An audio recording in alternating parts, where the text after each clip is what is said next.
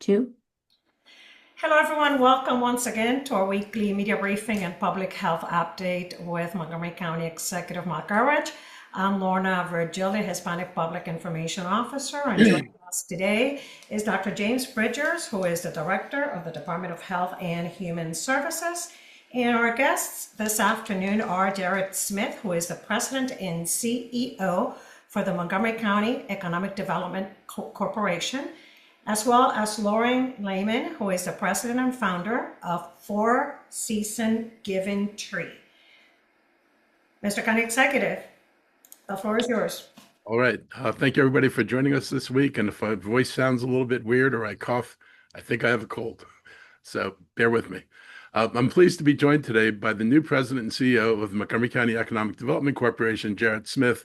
And Jared's taken over the MCEDC after being the Director of Economic Development and Tourism for the city of Henderson in Nevada, part of the Las Vegas metropolitan statistical area, and serving more than 2 million residents. And previously, as the chief operating officer at the Las Vegas Global Economic Alliance, he generated 17.2 billion in economic impact over 6 years, and the highest results in the organization's history. Over the past decade, he helped drive the diversification from Nevada's tourist-based regional economy, contributing to the creation of more than 20,000 jobs. And this is an impressive track record that we are fortunate to have his experience and talents working for our economy at this critical time. One of the things that interested me most about him was pivoting the economy to make it more diversified over there. And that's one of the things we've been working on here, to find new avenues for economic development, and having somebody experienced in that is really going to add to our team. So I'm excited to have him here. One thing is I'm excited is the enthusiasm that we've shown to focusing on bolstering our life sciences, technology, cybersecurity, and hospitality industries. While retaining and attracting large business and employers is crucial, it's also important to keep growing the companies of tomorrow. So just this week, the MCEDC announced awards totaling $7.5 million to local businesses that applied for the Technology Innovation and Founders Funds grants. There are 55 early-stage companies that will utilize this money to support their business growth through activities that help them advance their technologies toward the marketplace. These awards reflect the kind of economy we're building in the county, and we want small companies from different industries with strong ideas to have a real shot at growing here. And that means investing early, supporting these companies' commercialization, and removing barriers that too often hold people back. I appreciate the partnership with the Montgomery County Council, the MCEDC, and our Department of Finance in launching this program to help dozens of companies, not only in biotech and medtech, but also in other sectors that we are growing in the county, including space communications, AI, clean energy. And we're investing in our business community, and it's good for our entrepreneurs, good for our workforce, and good for the long-term strength of our local economy. I'm now going to turn this over to MCEDC's new CEO and president, Jared Smith, to introduce himself and talk about his approach to economic development and job creation. Well, thank you so much, Mr. County Executive, for such a warm introduction. If my voice sounds a little off this morning, it's because I have a Southern drawl. And I appreciate the comments about diversifying the economy. And in the introduction, it says that I did it. And in fact, it's going to take all of us to diversify an economy. So we do things with partners all across the county. So I agree with your remarks about economic diversification. And as you noted, I've spent the past decade driving business diversification in Nevada, which faced unprecedented challenges during the pandemic as a tourism-based economy. The Montgomery County has also faced challenges due to federal budget cuts. I'm very confident in our business ecosystem. Just over the past several months alone, we've seen large investments from global companies like AstraZeneca and X-Energy. But instead of focusing on challenges that we face and that the entire nation is facing, I prefer to look for those opportunities. And over the last week, I've had the privilege of meeting with you, sir, and members of the county council, our local partners, and the MCEDC staff to learn about those priorities and goals over the next year. And through every conversation, I've increasingly felt the enthusiasm about the potential in this community. And over the next few months, I'll be working closely with our team at MCEDC and our partners on a strategic planning process to identify the county's strengths and opportunities and how we can build upon those assets that are already in place to better support local businesses. So our overall mission at MCEDC is to make the community better for Montgomery County residents. And the conversations I've had over the last week have truly energized me. What I've noticed that truly sets Montgomery County apart as a top business destination is the strong network of partnerships between state and local governments, higher education institutions, industry partners, and the collaboration and alignment between those various organizations. And through these collaborations, we are able to engage directly with companies, learn about their challenges and successes, and identify opportunities to better support their growth and retention. And these conversations allow us to align resources and ensure that businesses have the tools and connections that they need to thrive in Montgomery County, and not just big companies, small businesses. A great example of this is the Technology Innovation and Founders Funds that the county executive spoke about. I've had the opportunity to speak with the county executive and county members about their support for small business, and it's incredible. This program is a powerful example of what's possible when local partners come together to drive innovation and empower those small businesses. Small businesses are the backbone of our economy and of any economy. And I'm encouraged by programs like the Technology Innovation and Founders Funds that invest in the diverse talent that's in our community. I look forward to continuing to work with and learn from local leaders as we support and strengthen our entrepreneurial ecosystem. And at MCEDC, we remain deeply committed to fostering those partnerships. And by continuing to build relationships, connect companies with key stakeholders, and promote Montgomery County's exceptional assets, we can ensure that the county remains a regional, state, and national leader in high growth industries. So I'm so excited for what's to come, and I look forward to building on this momentum together. And I'm very appreciative of the opportunity to be here today and to partner with you and the county. Thank you so much. Thank you, Mr. Smith. Members of the media, if you have any questions for MCDC new Executive Director, Mr. Smith, please raise your hands. I see Mr. Barnard from Fox 5 DC has questions. Go ahead. Hey, thanks so much. And this would be for Mark and Mr. Smith both. How do you see data centers fitting into this new world that you're talking about here? So I see data centers as possible, but they just have to be done right. People actually know how to do it right. Prince George's County has come up with a set of guidelines, and Frederick has. We're going to be proposing a set of guidelines, and we'll have a public hearing on this. But we think there are ways to do this in a way that's responsible. I do think there's some things that are important. I think that PJM needs to require data centers to bring their own energy, whether they have it directly on site or whether they supply it into the grid. If we don't increase the energy supply, the data centers are going to be a real challenge for us. People were already talking about potential brownouts last summer, and we weren't even deeply into data centers. So we've got to make sure we do this right. We site them right. We know we don't want to make the mistakes that were made over in Northern Virginia where people are not very happy with the siting. But we've got places where we can put them. And we think there's a way to go forward and do them in a way that's responsible. I don't really have much to add to that other than to agree with the county executive that sustainability measures are important in that development. Yes. Thank you, gentlemen. Thank you, Bob. Members of the media, any other questions for Mr. Smith this afternoon? If there are no more questions, you can remain on this briefing if you like, Mr. Smith, but if you need to depart, please feel free to do so.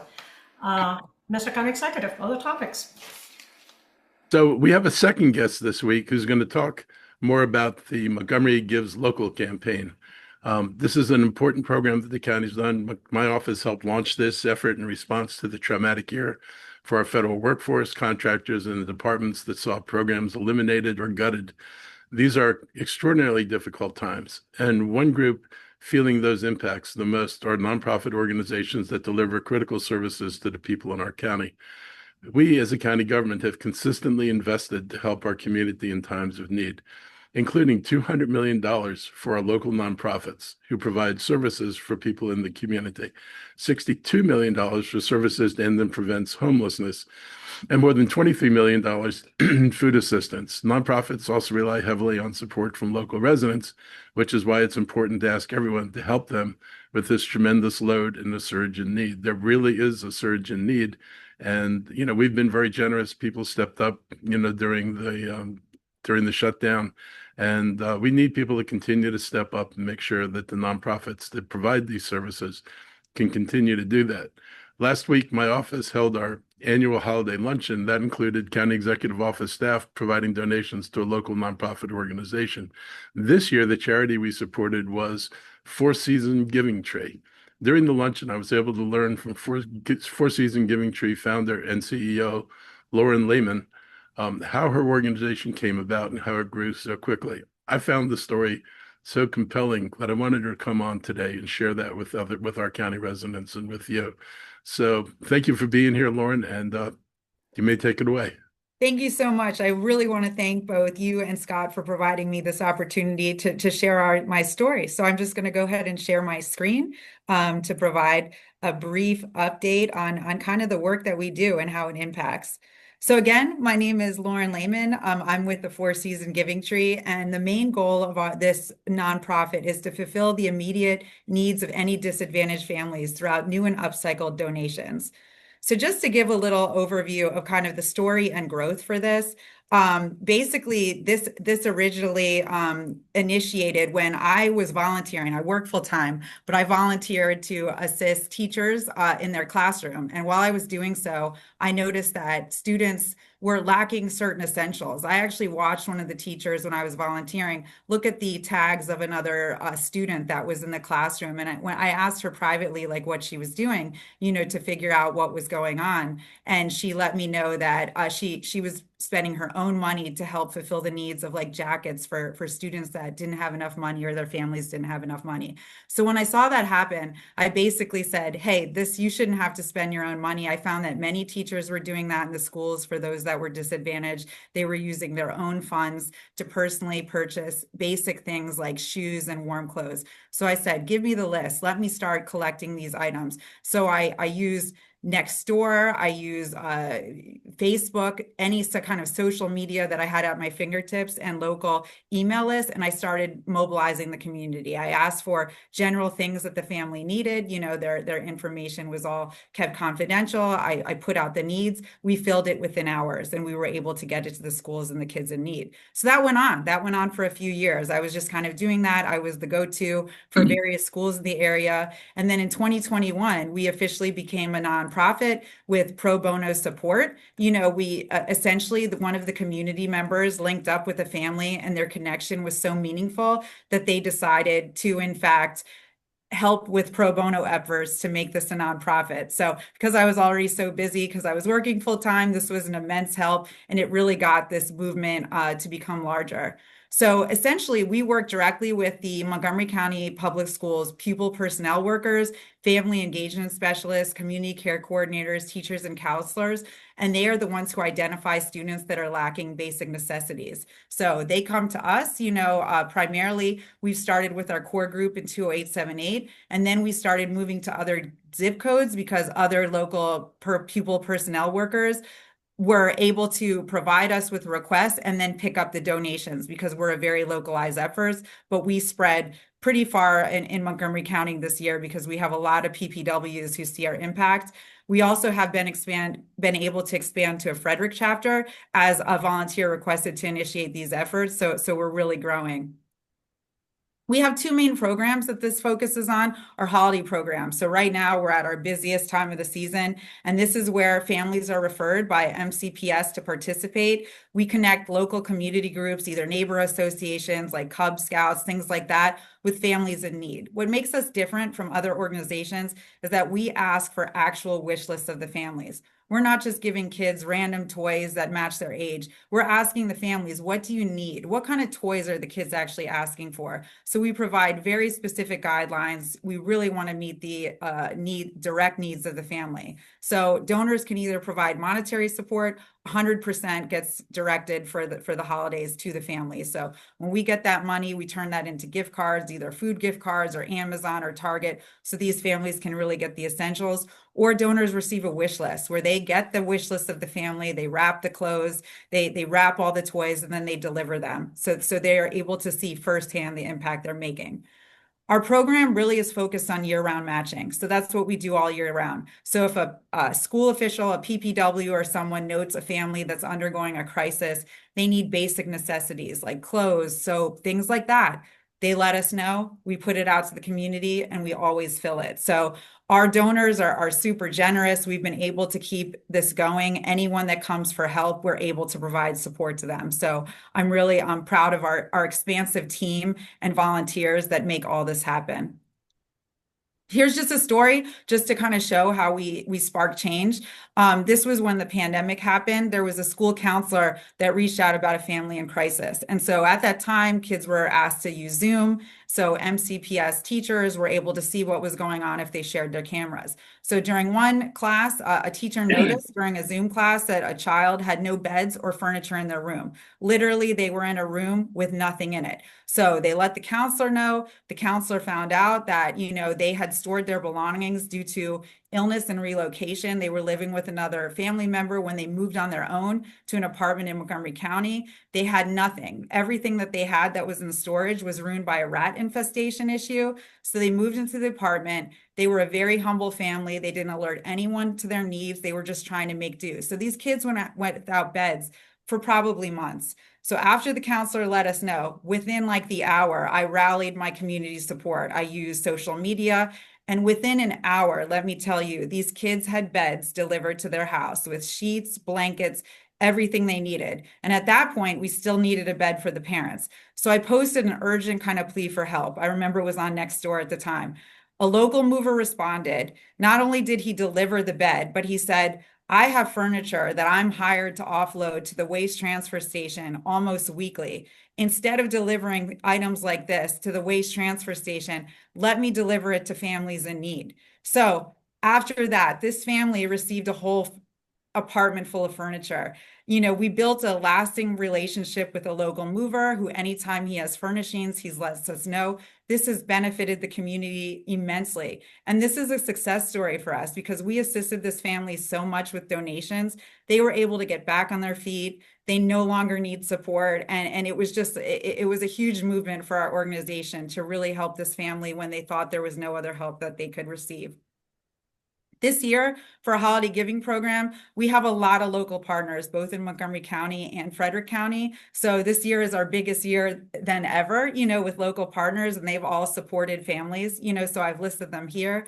We also have local sponsors. As Mark was saying, this is a tough year for nonprofits. A lot of people have lost their jobs, so our donors are not able to spend as much as they would have. So we've kind of narrowed our guidelines a little bit, but we are so grateful for the local sponsors because all the money that they provide gets turned right into food, Amazon, or Target gift cards for our families. So my hope and plan for this organization is to have a dedicated volunteer in every zip code in Montgomery County to lead a chapter, because we feel that the success of this organization is that our very local presence, where we focus on giving within a very particular zip code, encourages more giving because it's convenient for the donors. Donors, when they're busy with their workday, they're commuting, they don't want to travel far to drop items off. So we're a drop at the doorstep of whoever needs it. No communication needs to happen with the family. We're able to provide goods and basic necessities. all very localized. So that's why this is very important. And that's why we rely on pupil personnel workers that if they're out of the zip code, they're willing to come get items from us. So our progress, like I said, we've expanded to the Frederick chapter. We have a chapter at Good Counsel High School where they've taken on quite a number of families this year through donorship programs. And really the vision of this is just to inspire more volunteers to participate in this, to initiate a local chapter.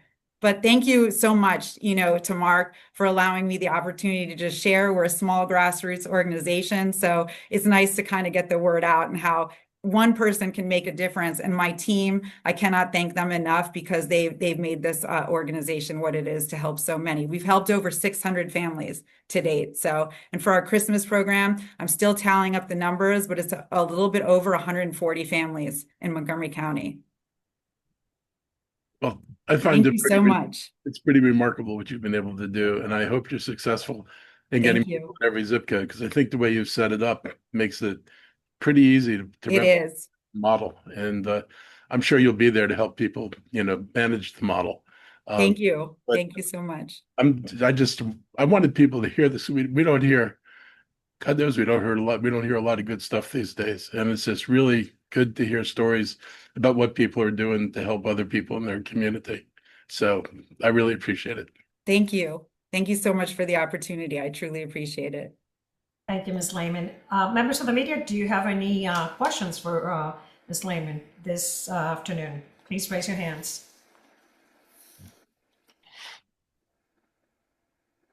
No questions regarding this topic? Oh, Ms. Lehman. Oh, I see Judith. Judith, hi, good afternoon. The Greater Olney News. Go ahead, Judy. You might need to unmute.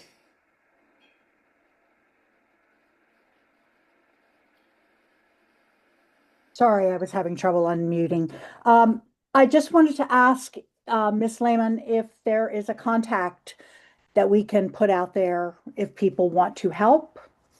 I may have missed it, and I apologize if I did. Yeah, so I can, my website, I think it's fourseasongivingtree.org, and we have all the contact information there. So anyone can, there's a volunteer page where people can, list to help. We have a donation page on our website. So it's all there. That's perfect. Thank you. Thank you so much. Mm-hmm.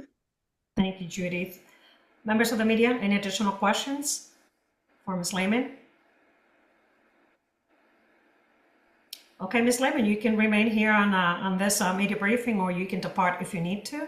Thank you so much for the opportunity. I appreciate it. Thank you. Have a good day, everyone. Take care.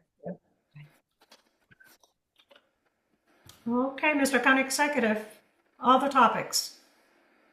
So this past weekend, the Montgomery County Police Department had extra patrols out at Hanukkah ceremonies in response to the horrific terrorist attack that we saw in Australia. Even a county with some of the most restrictive, even a country with some of the most restrictive gun laws in the world, apparently is not immune to terrorist attacks. This one targeted Jewish people on the first night of a holy and joyous celebration. It's hard to imagine how this wouldn't upset, horrify, and disturb every community. Our thoughts and our condolences are with those who are impacted by this acts of anti-Semitism, especially those meant to intimidate families and communities during moments of gatherings and celebration, must be called out clearly and condemned without hesitation. I've heard directly from members of Montgomery County's Jewish community who are shaken by the violence and concerned that the violence could be repeated elsewhere. I want them to know that their safety is a priority in this county, and our vigilance will continue, especially for their sacred moments with families and loved ones. Montgomery County stands firmly against anti-Semitism, hate, and political violence in all forms. There is no good form of this. We will continue to work closely with faith leaders and community organizations and law enforcement to ensure people can gather, worship, and celebrate without fear. We have new news from the Maryland House of Delegates. We have new leadership. For the first time, an Afro-Latina immigrant will serve as the House Speaker, and I want to congratulate Delegate Jocelyn Pena-Melnick on her historic election. She becomes only the second Latina presiding officer in our nation's history. Speaker Pena-Melnick is respected by our colleagues. I've known her for years, and I know the work she does, and she's respected across the state and across the aisle. That standing comes from years of serious people-centered work and a willingness to engage across differences when the issues matter most. Throughout her career, Speaker Pena Melnick has passionately advanced many of the same priorities that guide our work in Montgomery County, including expanding access to health care, addressing inequities, advocating for working families and marginalized communities. These values can be seen in the legislation she's led and the way she approaches public service. I've appreciated her partnership with me and our state delegation over many years, and I'm grateful for her consistent engagement with our county on issues that directly affect our residents. As she prepares to lead the House at a pivotal moment for Maryland, I look forward to continuing that partnership and working together to meet the challenges ahead with seriousness and purpose. I want to thank Speaker Adrienne Jones for her service since 2019. Her steady leadership during the pandemic and throughout Maryland's economic recovery helped guide the state through an extraordinarily difficult period, and her legacy as Speaker will continue to shape the institution that she leaves behind. Early today, our Department of Environmental Protection put out a statement noting that the Maryland Department of the Environment issued a notice of violation to ReWorld, the operator of the county's waste energy facility in Dickerson. Testing revealed in November showed that one of the boilers exceeded state permit limits for dioxins and furans, highly toxic pollutants that pose serious health risks. These results came from routine stack testing conducted in September and show emissions well above what is allowed under Maryland law. We have no idea how long this was going on. ReWorld has since identified a tear in the baghouse system that is supposed to capture pollutants before they are released in the air, and repairs have been made and additional testing is underway. The Department of Environmental Protection is requesting detailed information from ReWorld and the Northeast Maryland Waste Disposal Authority and bringing in a third-party expert to assess health risks. DEP and our county government is committed to being transparent with the community about this issue and will continue to share information with the public as it becomes available. But the larger issue here isn't the single tear or a single boiler. It's that this aging facility that relies on outdated technology can be a threat to public health and the environment. For decades, this incinerator has been one of the county's largest pollution sources. It contradicts our climate action plan and hinders efforts in waste reduction, reuse, and composting and recycling.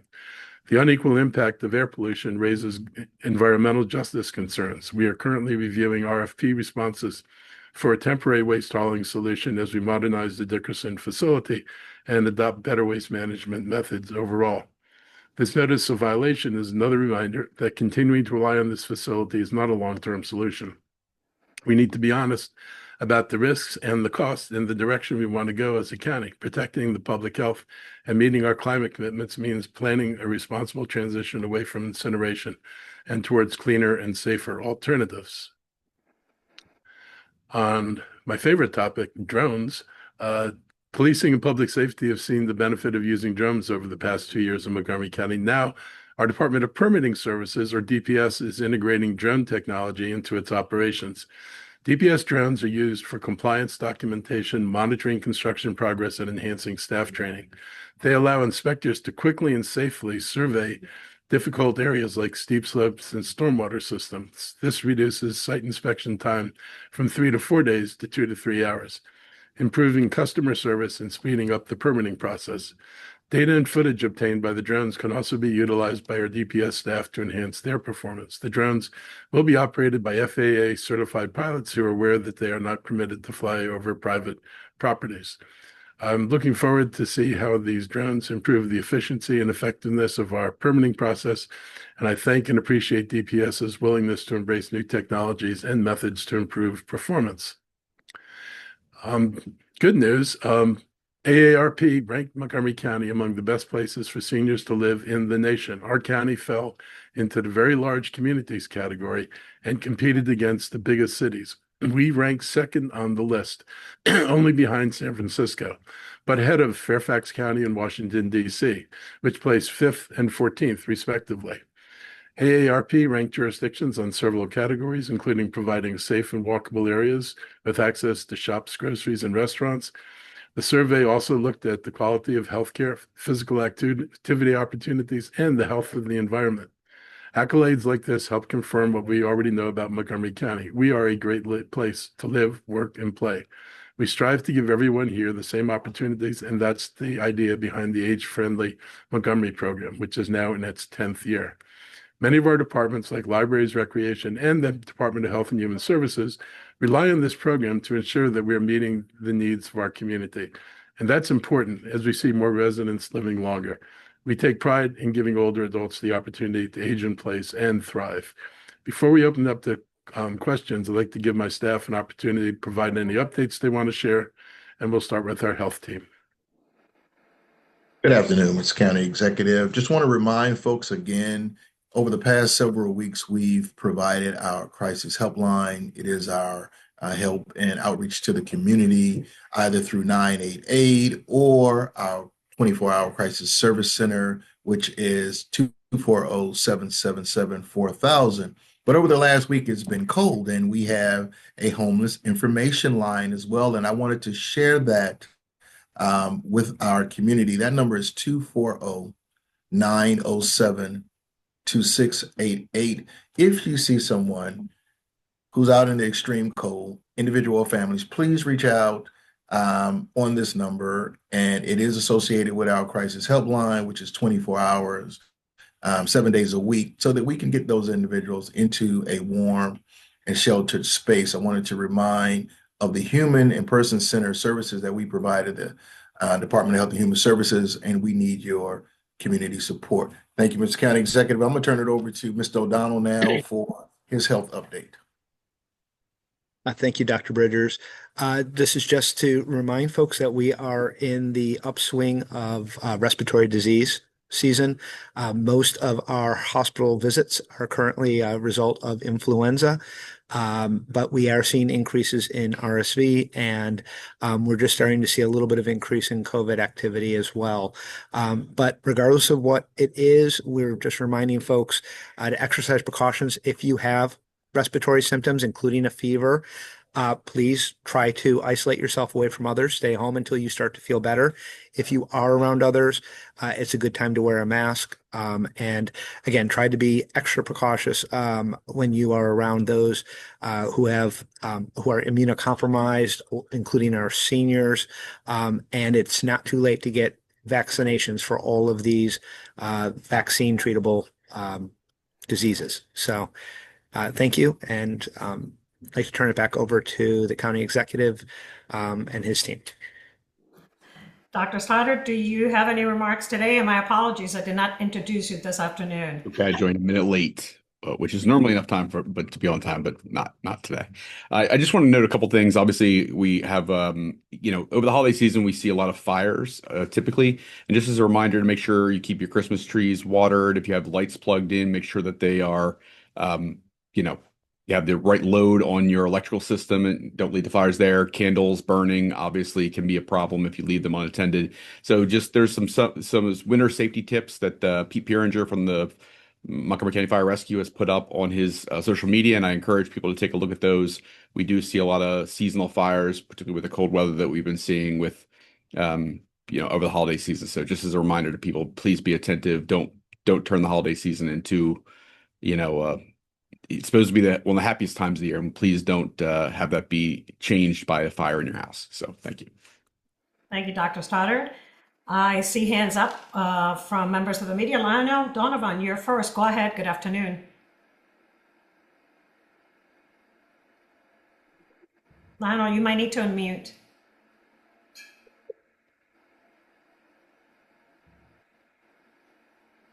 Okay. Let's move on to Ms.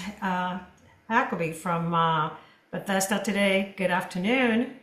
Make sure to unmute. Hi, good afternoon. So my question is about the incinerator and the notice of violation that was issued there. I'm just wondering, the elevated pollutant levels were attributed, at least in the county's release, to a issue with the bag house in Right. the affected boiler. I'm just wondering, does this have anything to do with like any maintenance that would have been deferred in anticipation of taking this facility offline, either in 2031 or before that, as the county executive mentioned? So actually, we're paying for maintenance in our contract. So if they neglected the maintenance, that's a problem. We're going to follow up on this. We're going to get a report done because we're concerned about how this happened because we have actually no idea how long this has been going on. So we'll try to get to that. Thank you. Thank you. Suzanne Pollack, Montgomery Community Media. Good afternoon, Suzanne.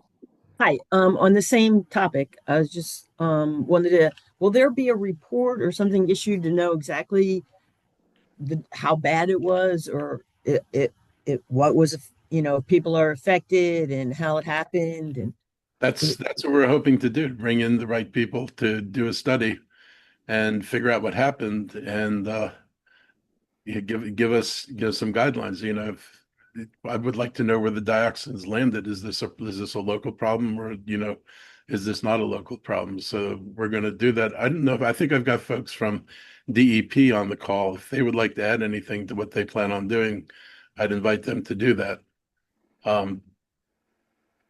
If they're still on the call. Well, one quick question then. Also, is this the first time you've received a violation, or at least in recent times, or it's not a regular thing? But had violations before. They've had to shut the place down before because they had uncontrolled fires. So it's not the first time that they've had a problem. Mr. County Executive Jennifer Macedonia, the new director for the Department of Environmental Protection, is on the call. Do you want her to speak? Yeah. Okay. Jennifer, if you can unmute and if we can see you. Hello, this is Jennifer Macedonia. Are you able to hear me now? Yeah. I hear you, yes. Yes. Yeah, I wanted to just reiterate the points that the county executive just made, that the Department of Environmental Protection has asked questions of the operator of the facility, and we are receiving some responses, and we will be circling back to share those. One of the questions that we've asked of the operator has to do with the cause of the exceedance. They're looking into it and doing engineering studies to identify those causes. And we are also planning and looking into getting a third party expert who can look into any potential health impacts. But first we need to understand how long the malfunction may have occurred for. So that has to do with some of the pre-test protocols that the operator undertook. They did internal inspections prior to the September stack test when these higher emissions were measured. And based on real-world review of those inspection protocols, they said that there was no indication of a malfunction heading into the stack test. Of course, the emissions indicated something was going on, and then they made inspections and identified some problems. The unit had been scheduled for regular maintenance, so they had taken the unit offline on November 7th to undertake a series of inspections and regular maintenance. And some of these things that they discovered would have been subject to the maintenance that they were planning to do at that time as well. Thank you. Thank you. Lionel, we see you now. Can we hear you? Hopefully, can you hear me now? Yes, we can. Go Okay, ahead. awesome. Thank you so much. I wanted to kind of switch gears a little bit and talk to Executive Elrich about some legislation that he signed on Monday in regards to tenant evictions, right? This legislation, which will now give tenants 14 days notice before getting evicted. I wanted to ask a bit of a two-part question. One, why do you think having this amount, this extra amount of time will help tenants in Montgomery County? And the thought, well, I guess we can just start with that one. Why do you think this having 14 days notice will help renters here in Montgomery County that are facing eviction? So if you have to deal with this in 6 days, that can be really challenging. I mean, for a lot of us who have cars and have them You can hire. Where when he interfered. Is that background noise? Is that you, Oh. Lionel? There you go. Right. Thanks. I was Continue. saying that for a lot of people, they don't have access to cars. They may not have friends with trucks. They may be strapped for money and not able to hire a mover. And it can be really challenging to get this done in 6 days. The other thing is that we weren't being notified of the evictions. And what we've done is we've put ourselves in line with state law, which was passed this last year to go to 14 days. And also that requires notification of the housing department. So when we know about this, we will be able to have our folks who work on services to prevent eviction. They'll be able to get on it on top of it and have 2 weeks to try to find a solution for these people. I think, you have to do this as humanely as possible. It is heartbreaking, if you've ever seen, and I see it in Montgomery County, people's belongings tossed out on the front of the apartment property by the curb and out there in the rain, out there in the snow. People at night will rummage through it and see what they want to take. And people can lose everything. And we should be a little bit more humane about this. We're not saying you can't evict somebody, but it should be done in a way that gives a person a chance to at least piece their life back together. If I may add, so over the summer, last summer, we were obviously dealing with a situation around eviction of some Afghan refugees. And I think one of the big lessons that we learned in conjunction with the lead sponsor of the bill, Councilmember Mink, is that it worked out better for everyone involved. It worked out better for the landlord. It worked out better for the resident. It worked out better for the sheriff's office. It worked out better for the Department of Housing, Community Affairs, and Department of Health and Human Services for us to have more notice, because effectively what we were able to do is prevent the forced sheriff eviction, meaning in many cases the person ended up moving to a new place because they in many cases couldn't afford to stay in the place that they were currently residing in, but the county was able to work with them and get them into a place that was more it matched their income and that matched the supports the county would provide them in a more effective way. And rather than, as the county executive alluded to, having their belongings removed and put on the curb, they end up in a homeless shelter or some other situation, couch surfing. It was a much more efficient process. Furthermore, there have been situations in the past where the sheriff's office comes out to do an eviction and there becomes a point of conflict between the person being evicted and the sheriff's office that presents, puts them in danger of a criminal justice involvement. It puts the sheriff's deputies themselves in danger. And so we were able to address this during the refugee situation. And this became a model for how we ought to be able to do this more effectively whenever evictions come up. And so we won't be able to prevent everyone from having to leave the place that they're in, but we probably can prevent, in many cases, the need for a forced removal and that inhumane treatment, as the county executive alluded to in some of these situations. And again, that benefits the landlord too, because obviously the optics of that for them are bad. And they can get someone to move out and not have a conflict in their building. Okay. And kind of a follow-up to that, right? Montgomery County has done a lot, put together a lot of legislation in regards to, helping renters, whether it's rent stabilization.